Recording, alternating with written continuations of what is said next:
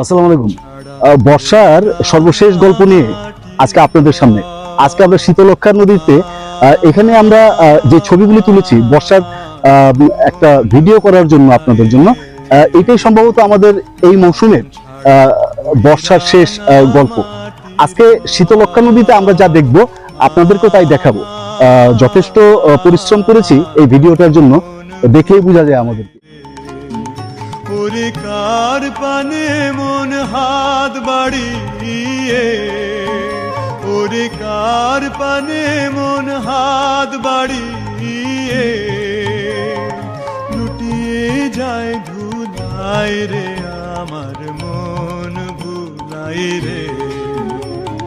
গ্রাম ছাড়া ওই রাঙা মাটির পথ আমার মন ভুলাই রে।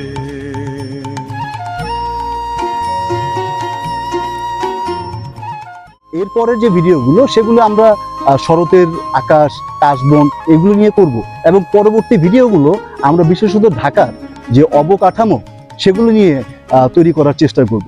তো আমরা সবসময় ঢাকা, আমার ঢাকার প্রকৃতি, ঢাকার নদী সম্পর্কে কথা বলে আসছি।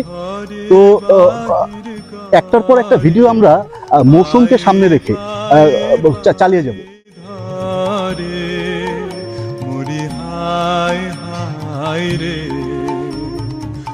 ও যে আমায় ঘরের বাহির করে, পায়ে পায়ে পায়ে ধরে, মুড়ি হায় হায় রে।